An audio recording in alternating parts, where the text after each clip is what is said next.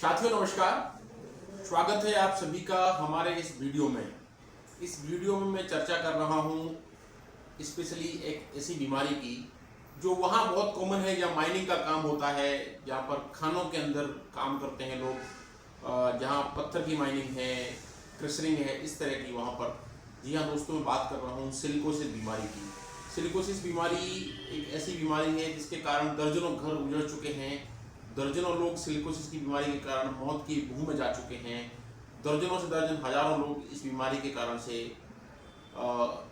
एक कम उम्र के अंदर अपना जीवन खो चुके हैं और परिवार अनाथ हो चुके हैं। स्पेशली हम राजस्थान के अंदर बात करें तो पूर्वी राजस्थान के अंदर हमारा जो डांग क्षेत्र है, जैसे धौलपुर के अंदर बसेड़ी, सरमथुरा, इसके आसपास बयाना, यहाँ पर सिलिकोसिस की बीमारी बहुत कॉमन है। जो लोग माइंस वगैरह में काम करते हैं, यहाँ मैसेज ये रहेगा कि किस तरह से हम इस बीमारी को रोकें और किस तरह से इस पर कंट्रोल करें। इसको मैं 3 स्टेप में डिवाइड करूंगा। सबसे पहले जो लोग सिलिकोसिस से सफ़र कर रहे हैं उनके लिए क्या करें।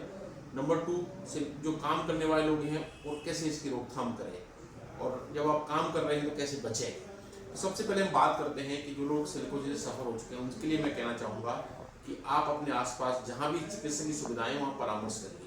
परामर्श करने के बाद अपनी बीमारी का डायग्नोसिस बनवाइए कि आपको वास्तविक सिलिकोसिस है। अगर आपको सिलिकोसिस प्रूव होता है तो राज्य सरकार के द्वारा सहायता कुछ धनराशि मिलती है, आप उसका उपयोग करिए। प्लस अपने फेफड़ों के लिए जो भी आपको दिक्कत है उसका इलाज लीजिए और फेफड़ों को मजबूत करिए, खान पान का ध्यान रखिए और अच्छा खाना लीजिए, लंग्स को मजबूत बनाइए, जिसके कारण से आपका जीवन ठीक रूप से चल सके। नंबर 1।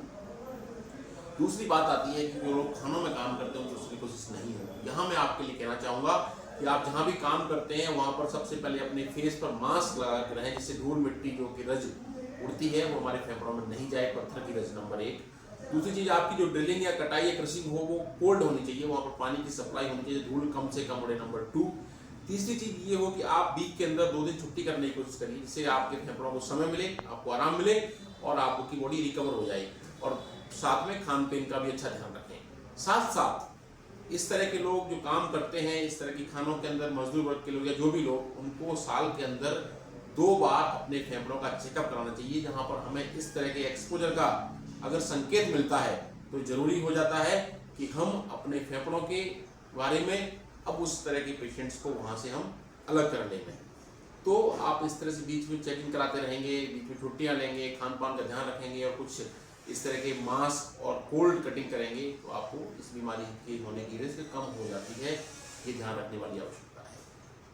तीसरी बात जो यहाँ पर है, सरकार के अंदर और इस तरह के जिम्मेदार लोग हैं सिस्टम के अंदर, हम सभी को भी, चिकित्सक साथियों को भी सिलिकोसिस को लेकर के अवेयरनेस करना पड़ेगा। जो लोग काम करते हैं उनको अवेयर होना पड़ेगा, सरकार को अपनी जिम्मेदारियां तय करनी पड़ेंगी और हमें इन लोगों के लिए हेल्प के लिए कुछ फंडिंग वगैरह जो भी होगा वो करना पड़ेगा। और जो लोग इनके मालिक हैं, जहाँ क्रशिंग माइनिंग हो रही है, उनके लिए भी मजदूरों को स्पेशल पैकेज देना चाहिए। इस तरह के लोगों के लिए अधिक सैलरी होनी चाहिए, बीच बीच में छुट्टियाँ होनी चाहिए। इस तरह के सामंजस्य से इसके अंदर की खुद काम करने वाले, सफ़र करने वाले लोग, सरकारें, संस्थाएं और सभी लोग मिल करके अगर इस बीमारी के लिए काम करेंगे तो मुझे लगता है कि इसका बर्डन कम होगा, जिससे बहुत सारी युवा लोग मौत के मुंह में जाने से बचेंगे और सिलिकोसिस को हम कहीं ना कहीं कंट्रोल कर पाएंगे। तो मेरा इस वीडियो के अंदर आप सभी लोगों के लिए, दर्शकों के लिए यही मैसेज है। सिलिकोसिस एक खतरनाक बीमारी है। ये बीमारी हमारे फेफड़ों को परमानेंट डैमेज कर देती है। इसमें जल्दी जान जाने की संभावना रहती है। इसलिए हमें ध्यान रखना है, अपने आप को स्वस्थ रखना है। इस तरह के रिस्क फैक्टर में काम करने वाले लोगों को बीच बीच में चेकअप कराना है और चिकित्सकों से मिलते रहना है। धन्यवाद। मैं आपके साथ doctor Ramkesh Parmar, consultant internal medicine, Jaipur, Rajasthan. नमस्ते।